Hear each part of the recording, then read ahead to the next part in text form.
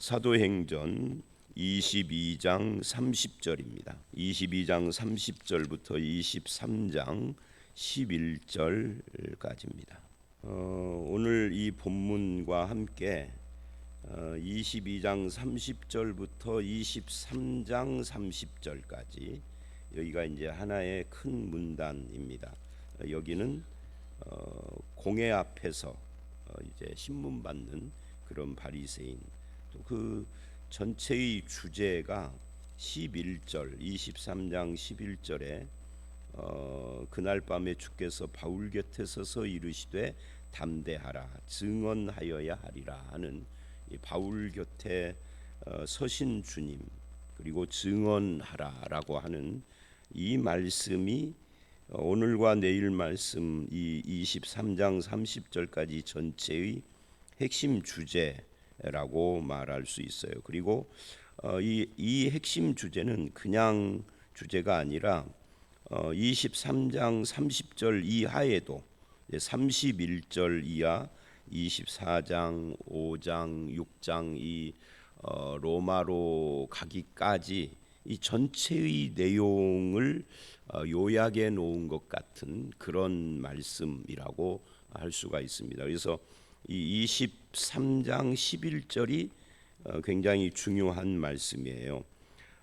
거기에 가기까지 이제 앞부분이 오늘 본문이고 뒷부분 그 말씀 이후의 말씀이 내일 말씀으로 이어진다라고 그렇게 문맥을 정리할 수가 있겠죠. 그 1절로 5절을 보면 어떤 내용이 나오느냐면 바울을 둘러싼 22장 30절부터 바울을 둘러싼 그 주변의 사람들의 모습과 바울의 태도, 이게 22장 30절부터 23장 5절까지의 내용이다라고 말할 수 있습니다.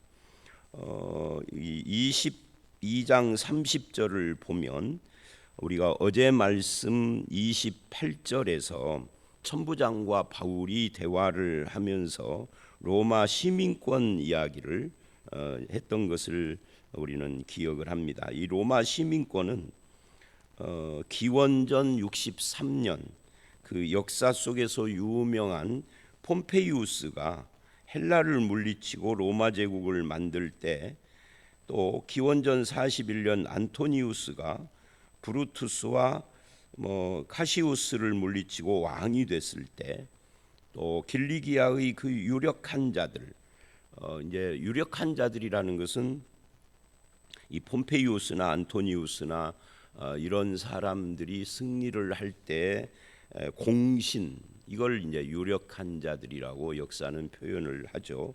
이제 이 중국권, 이 동아시아 쪽에서는 공신 이렇게 말을 하는데 저쪽에는 공신이라는 한문투에 말이 없으니까 그러겠죠. 그들에게 로마 시민권을 수여를 했어요.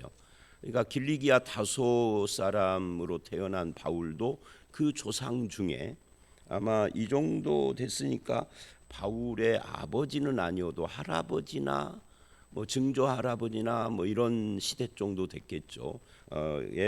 이 말하자면 공신으로 그렇게 시민권을 받았을 것입니다. 그러니까 이 바울의 로마 시민권은 굉장히 대단한 거죠. 그 할아버지 때부터 로마 황제에게 충성을 하고 로마를 세우는데 공신이 되어서 받은 것일 테니까요. 그러니까 이 천부장이 바짝 쫀 거예요. 나는 돈 주고 샀는데 너는 태어나면서부터 조상 대대로 로마 시민권을 가졌단 말이야. 그런 거죠. 그러니까 이게 엄청난 그 사람을 잘못 다룬 거죠. 그래서 이제 그렇게 바울 앞에 머리를 조아리고 이튿날이 돼서 천부장이 바울의 결박을 풀어주었다. 그리고 명령하여 공회를 모았다. 왜냐하면 무슨 일로 고발을 하는가 하고 그 진상을 알고 싶어서. 아마 천부장이 바울이 고발당한 내용이 정치적인 문제도 아니고 윤리적인 문제, 사회적인 문제도 아니고 이게 종교 문제잖아요.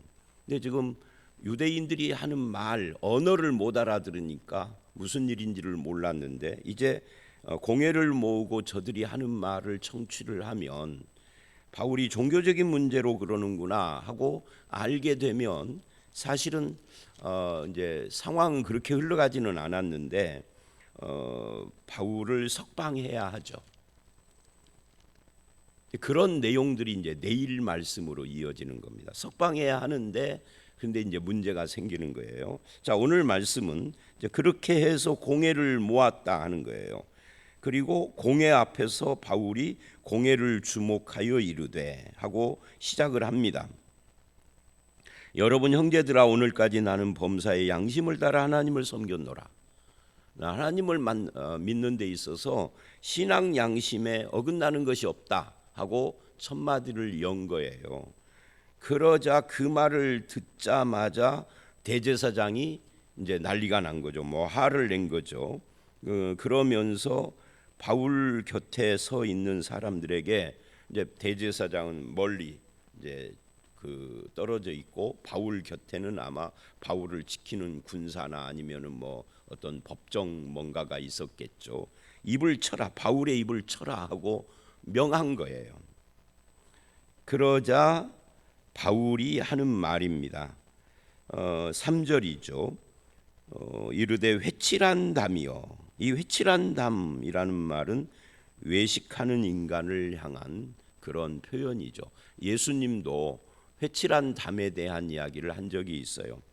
회칠한 담이요. 그러니까 회를 칠했으니까 회는 하얗잖아요.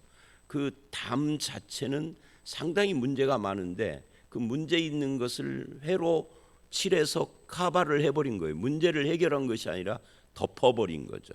마치 사람을 그 죄와 여러 가지 악들이 많은데 그것을 어떤 옷 같은 것, 종교적인 옷이나 아니면은 종교적인 언어나 이런 걸로 이렇게 포장을 한 것 같은 그런 것이 바로 너다. 그러니까 이게 외식하는 놈이다라는 그런 표현입니다. 하나님이 너를 치시리로다. 그러니까 하나님의 심판을 이야기를 한 거죠.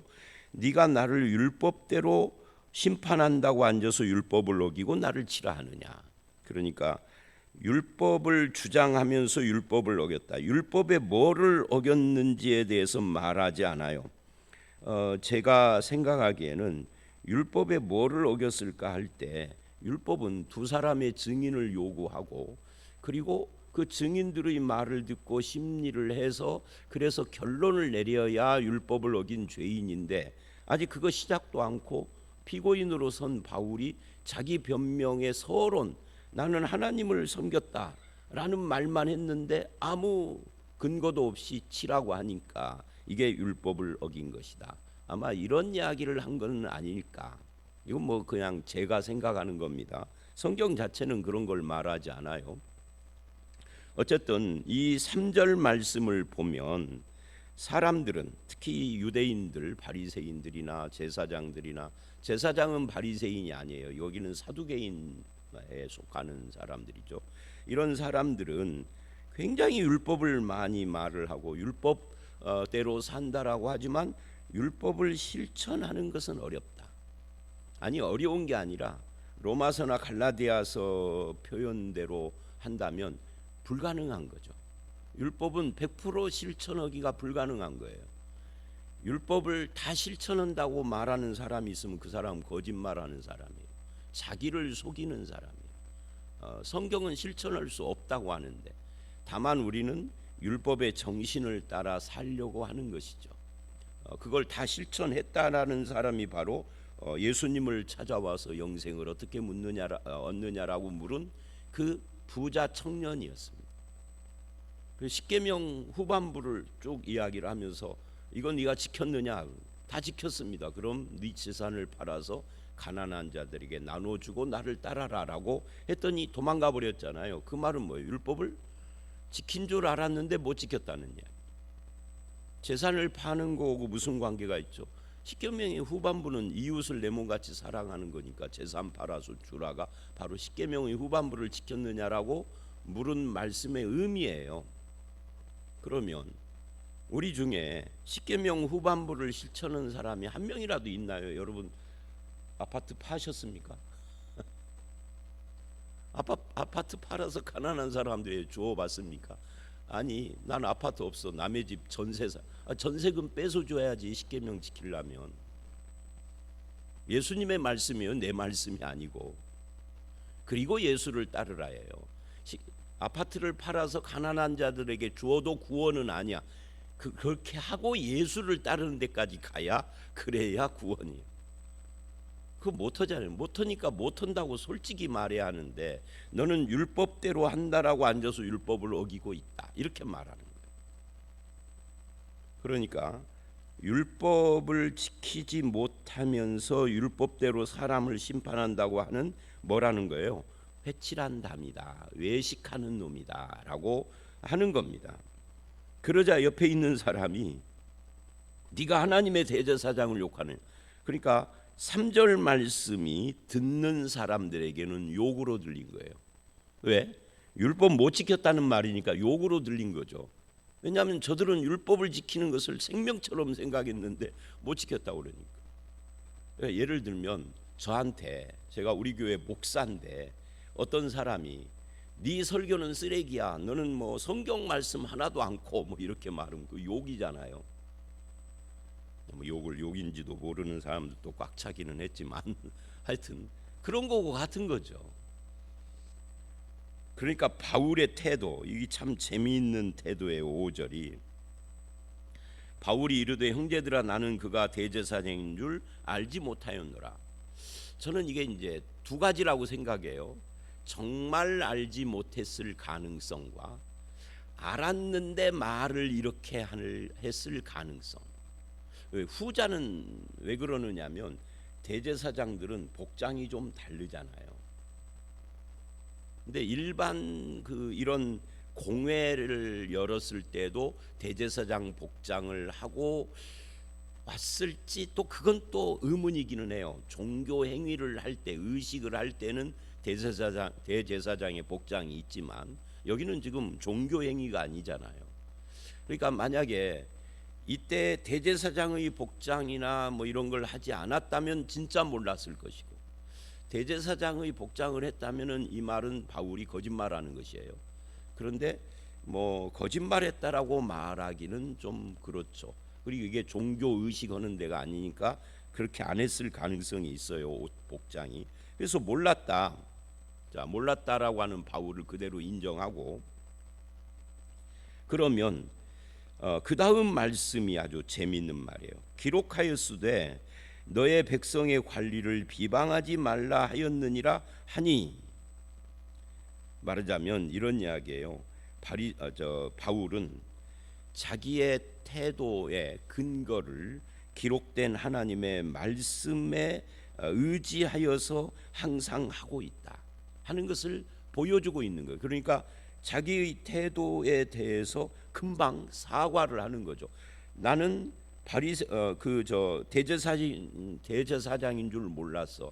성경에서는 관리를 비방하지 말라 했어라고 자기 태도를 바꿨다라는 것은 우리에게도 상당한 어떤 의미, 도전이 있습니다. 그래서 1절로 5절에서 우리는 사람들의 태도는 회칠한 담 같은 외식하는 자들이고 율법을 말하지만 율법을 지키지는 않는 사람인데, 바울은 두 가지 태도를 보여줬다. 하나는 1절에서 범사의 양심을 따라 하나님을 섬기는 마음, 이것이 첫 번째고요. 이 신앙 양심이죠. 근데 이 신앙 양심이라는 것은 굉장히 주관적이잖아요. 내가 갖고 있는 신앙 양심을 남들은 모르죠. 그 기준이 뭔지도. 그런데 두 번째는 5절에서 진리의 말씀, 기록된 하나님의 말씀이 두 번째 바울의 태도의 핵심이었다. 그래서 우리도 이 신앙 양심, 신앙 양심이라는 것이 하나님 앞에 사는 거잖아요. 하나님을 섬기고 하나님 앞에 코람데오, 하나님 앞에 사는 이 신앙 양심과 그것의 기준이 되고 근거가 되는 기록된 진리의 말씀, 이 두 가지가 항상 우리의 삶의 태도의 핵심을 이루어야 한다 하는 것을 우리는 여기서 배울 수가 있어요. 그런데 또 한 가지 더 재미있는 것이 있어요. 그게 뭐냐면 6절을 보면 6절서부터는 이제 새로운 문단인데요. 10절까지 여기에 핵심은 지금 이 공회에 모인 사람들의 무리가 두 파로 나눠져 있다. 하나는 바리새파고 하나는 사두개파라는 거예요. 이 바리새파와 사두개파에 대한 이야기는 좀 이따 하기로 하고요. 근데 그것을 바울이 알았다는 거예요. 바울은 일부는 사두개인이요 다른 일부는 바리새인 줄 알고 공회에서 외쳐 이르되 나는 바리새인이요 이렇게 나아갔다. 그래서 이것이 왜 재미있느냐면 1절과 5절이 바울의 태도의 핵심을 이루고 있는데 또 하나, 그렇다고 해서 우리가 신앙 양심 진리의 말씀 이걸 이제 합해서 우리가 믿음으로 산다라고 그래서 고지식하지는 않았다. 누가? 바울이. 우리 한국 사람들은 유교적 습성이 남아 있어. 나는 유교를 하나도 모르지만 우리 문화가 그래서 명분, 이 유교의 핵심 중에 하나가 명분론이에요. 명분. 이것이 조선 사회를 병들게 했죠. 근데 이 명분이 너무 강하기 때문에 해외에 나가서 살아도 이 한국 사람들은 명분에 집착을 많이 한다고 그래요. 그래서 분열이 많아. 그런데 지금 바울은 믿음으로 산다라는 것이 고지식한 명분주의자 같은 신앙 양심과 기록된 말씀, 그러다 보니까 유두리가 하나도 없는 그런 삶을 산 것 같지는 않다는 거예요. 바울이 전에도 제가 언급을 했던 것처럼 이방인에게는 이방인처럼 유대인에게는 유대인처럼이라고 말을 한 거고 비슷한 겁니다. 그러니까 고지식한 삶을 사는 것이 아니라 저들의 구성 요소를 보고 이놈들이 두 파로 되어 있구나. 딱 한눈에 보면은 아는 거예요. 제사장 그룹은 사두개인이고 한쪽은 바리새이니까 둘로 나눠진 걸 보고 그 부분을 건드린 거예요. 민감한 거죠, 이것이. 이걸 뭐라고 해야 되죠? 바울은 교활하다 이렇게 말을 하는 것이 아니라 바울은 지혜로웠다라고 말을 해야 하는 거죠. 그러니까 굉장히 지혜로운 거예요. 교활하다라고 이거를 비판하면 안 돼요. 여러분, 지혜롭지 않은 것은 어떻게 보면은 무지하고 미련한 거죠. 우리가 순결을 이야기하다가 미련함이 되면은 안 되는 거죠. 예수님도 뱀같이 지혜롭고 비둘기같이 순결하고 이 지혜와 순결을 함께 말을 했어요. 근데 우리는 이것이 잘 안 되죠. 어쨌든 거짓말을 한 것이 아니라 사실을 이야기를 한 거예요. 지금 그 구성원이.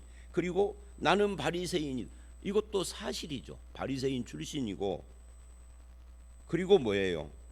여기에 보니까 바리새인이요, 바리새인의 아들이라. 자기 아버지도 바리새인이었으니까. 여기 사실입니다. 거짓말이 아닙니다. 그러면서 한마디를 덧붙였죠. 죽은 자의 소망 곧 부활로 말미암아 내가 여기 지금 잡혀와서 신문을 받는 거다. 이 말도 맞는 말이죠.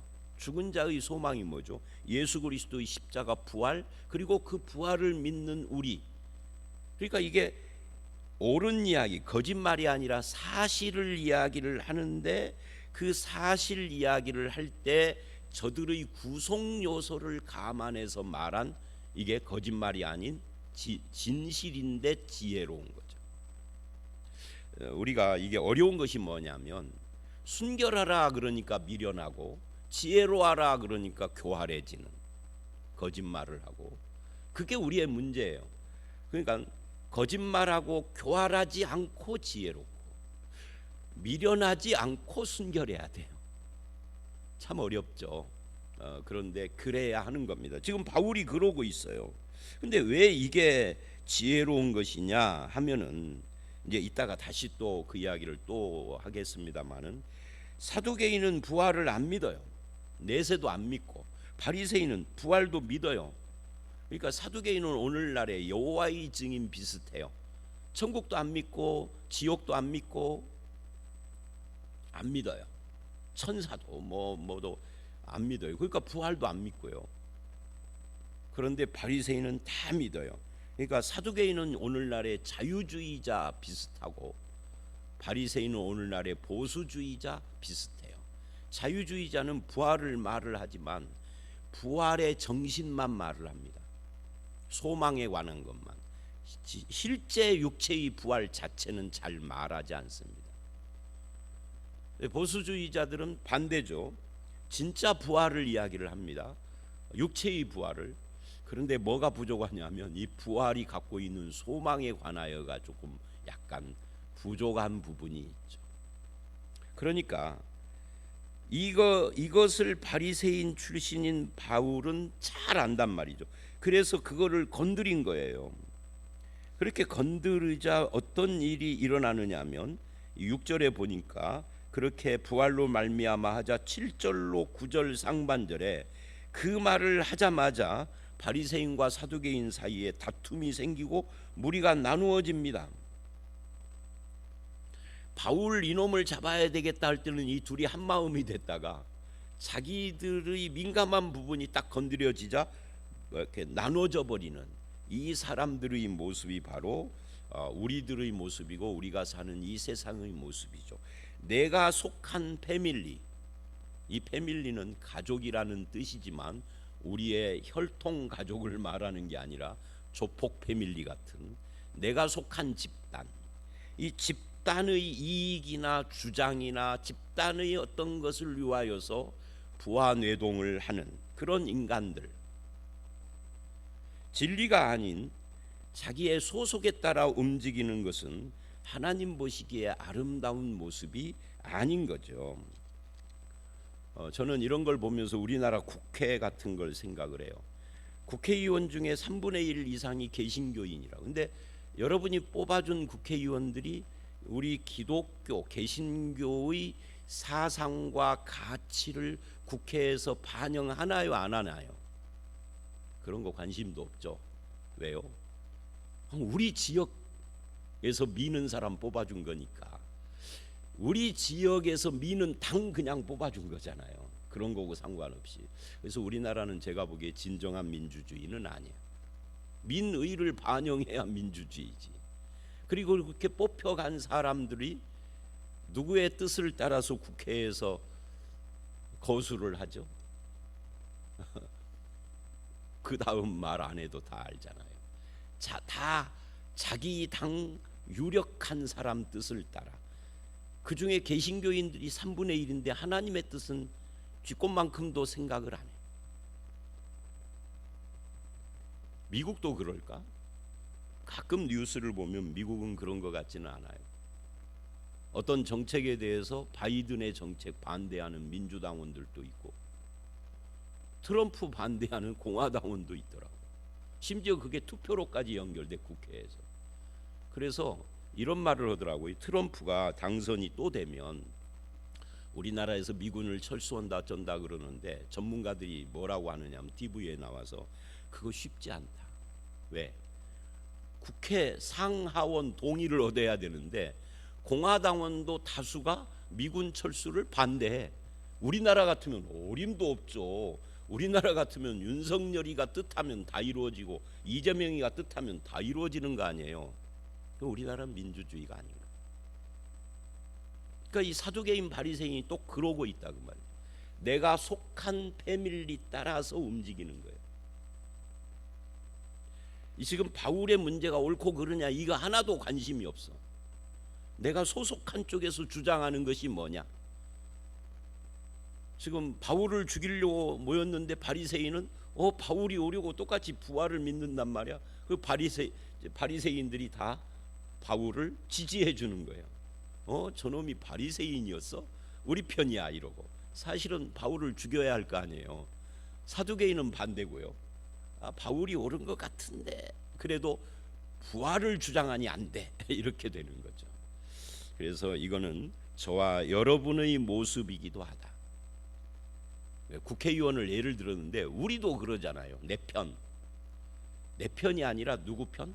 진리 편, 기록된 말씀 편. 그게 이 바울이 한 말이에요. 신앙 양심과 하나님 앞에서 기록된 말씀을 따라. 그리고 이것을 어떻게 미련하게가 아니라 지혜롭게, 교활하게가 아니라 순결하게. 자, 이 사두개인은 누구냐라고 할 때 이 사람들은 제사장 계층 사람들입니다. 신구약 중간 시대부터 정권을 장악을 하고 친로마적인, 그러니까 로마의 앞잡이까지는 아니어도 친로마적이에요. 그래서 현실주의자들이라고 부르죠. 현실주의자니까 내세를 부정하는 거예요. 부활이나 뭐 이런 것들을, 뭐 천국이나 이런 것을 부정하는 거죠.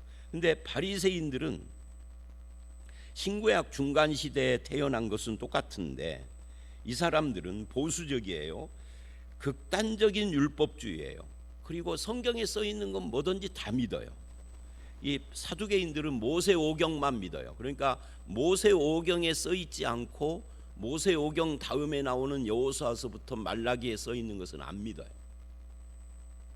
그러니까 부활을 부정하고 천국을 부정하고 막 그런 거예요. 성경에 그 모세오경에는 그런 거 없다 뭐 이렇게. 그런데 바리새인은 그렇지 않아요. 모세오경만이 아니라 구약의 나머지를 다 믿으니까 내세를 인정하고 부활을 인정을 하고 다 그래요. 영혼도 인정하고. 근데 반대쪽에서 사두개인들은 영혼도 부정을 해요. 영생도 부정을 해요. 사두개인들이 예수님을 찾아와서 물은 적이 있죠. 부활의 때 천국에서는 한 여자가 7 형제에게 시집을 갔어. 이게 수혼법이잖아요. 그럼 누구의 아내입니까? 하고 물어요. 그랬더니 예수님이 너희가 하나님도 오해하고 성경도 오해했구나. 부활의 때 천국에서는 결혼하고 시집가고 장가가고 이런 거 없잖아. 너희가 성경을 말하지만 오해했다라고 대답을 하신 것이 바로 이 사두개인 이야기입니다. 바리새인은 반대고요. 그래서 이 둘 사이에 그걸 설명하는 것이 8절로 9절이잖아요. 이제 다툼이 생겼어요. 그래서 10절 큰 분쟁이 생기니 천부장은 바울이 그들에게 찢겨질까 하여, 그러니까 이제 바울을 가운데 놓고 바리새인은 바울을 보호하고 사두개인은 막 바울을 잡아당겨 찢어버리려고 했겠죠. 그래서 군인들을 보내서 빼 가지고 영내로 들어갔다 하는 걸로 오늘 말씀이 마무리되는데, 그런 다음에 11절에 이렇게 이야기를 합니다. 그날 밤에 주께서 바울 곁에 서서 이르되 담대하라. 이 담대하라가 뭐예요?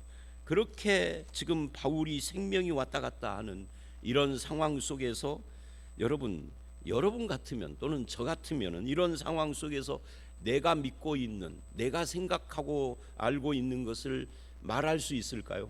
이 말 많으면은 막 난리를 치고 그러는, 막 잡아 죽이려고 그러고 막 재판에 넘기고 그러는데, 주눅이 들어서 처음에는 했다가 두 번째부터는 이럴 거예요. 에이, 내가 뭐 무슨 영화를 보려고 하고, 우리나라 사람들 그렇게 무슨 영화를 하면서 포기해 버려요. 하나님은 뭐라 그러냐면 그러지 말아라. 너는 증언자야. 말을 안 하면 안 돼. 입을 다무지 말라 이런 거죠. 아니, 말을 하면은 저들이 막 난리를 치는. 그래도 담대해라. 내가 너의 곁에 있겠다라는 거죠. 나중에 27장에 바울이 로마를 향하여 배 타고 갈 때에도 배가 파선하게 됐어요. 그 배가 파선하면 다 죽게 생겼잖아요. 그때도 하나님이 바울 곁에 서서 내가 너와 함께 하겠다, 네 곁에 서서 너와 함께 하겠다라는 말씀을 해요. 그래서 바울이 이제 파선하게 된 배에 자기를 호송하는 군인들과 선주와 선원들과 이런 사람들을 격려하고 위로하고 막 하는 그런 장면이 나오는데, 똑같습니다. 여기서도 두렵고 외로운 밤 아니겠습니까? 그렇게 막 사람들이 달려들어서 자기를 치고 막 찢어버리려고 하는 그런 폭력을 경험했으니까. 그런데 하나님은 나와 함께 계신다 하는 것을 보여주신 거예요. 위로한 거죠. 위로하고 격려하고, 목적은 뭐예요? 담대하게 하나님의 말씀을 증언하라고. 복음을 증언하는, 예루살렘에서 나의 일을 증언한 것처럼, 그건 뭐죠? 앞에서 한 거죠. 우리가 바울의 간증을 봤잖아요. 그런 것처럼 로마에서도 증언하여야 하리라. 이 예루살렘과 로마 이 사이에서 증언자가 되리라. 바울은 이때 이 하나님의 말씀을 믿은 거예요. 여기서 한 가지 짚고 넘어가. 시간이 다 됐는데 짚고 넘어갈까? 간단하게 말을 할게요. 그러면 우리도 밤중에 하나님께서 내 곁에 서서 말씀으로 그걸 기록을 하면 성경이 돼야 되잖아요.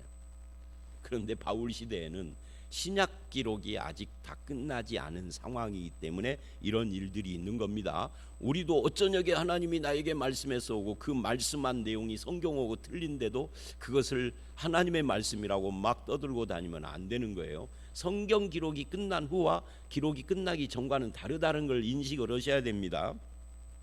어쨌든 이렇게 해서 격려를 받아요. 그래서 바울은 이후에 24장, 25장, 6장에서도 엄청난 일들이 계속되는데 바울은 담대해요. 이 말씀을 믿고. 그런데 네가 로마에서도 증언하여야 하리라. 그러면은 얼마 만에 로마에서 증언해야 할까요? 한 달? 일주일? 빨리 이루어져야 된다. 이게 이제 빨리빨리 사상을 가지고 성질을 갖고 있는 한국 사람들은 신앙도 그렇게 생각을 해. 그런데 전에도 말한 것처럼 이 말씀을 듣고 바울은 감옥에서, 예루살렘에도 있었고 또 가이사랴에도 있었고, 바울을 감옥을 옮겨 다니면서 2년이라는 시간을 보내요. 우리나라 군대보다 6개월 더 많아. 바울이 하나님이 말씀하셨는데 언제지? 그랬을까요? 모르겠어요. 그건 성경이 안 나오니까. 그러나 바울은 기회만 있으면은 복음을 증언을 하고 그러다가 로마로 가요. 그 이야기는 또 계속해서 이야기가 될 겁니다. 오늘 여기까지. 오늘의 핵심은 이런 겁니다. 우리의 신앙은 몇 가지: 신앙 양심, 기록된 하나님의 말씀, 그러나 지혜로움, 지혜롭고 순결함, 그리고 하나님이 나와 함께 계시는 이것에 대한 담대함, 위로와 격려를 받은 이런 것들이 오늘 본문이 우리에게 주는 신자의 모습이다.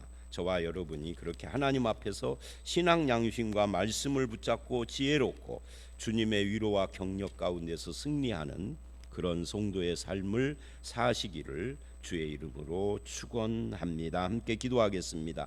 하나님 아버지, 감사합니다. 우리가 어떻게 인생을 살아야 될지, 또 신자로서 어떤 사명과 자세를 가지고 이 땅을 살아야 할지, 오늘 본문을 통하여서 신앙 양심과 기록된 하나님의 말씀과 지혜로운 삶, 그리고 늘 주님의 위로와 격려 가운데서 힘을 얻는 삶을 살아서 담대하게 복음의 증인으로서 세상을 살기를 원하는 주님의 말씀을 받습니다. 우리의 삶의 의미가 되게 하시고 앞으로 우리의 삶을 그렇게 인도해 주실 줄 믿사옵고 예수님 이름으로 기도드렸사옵나이다. 아멘.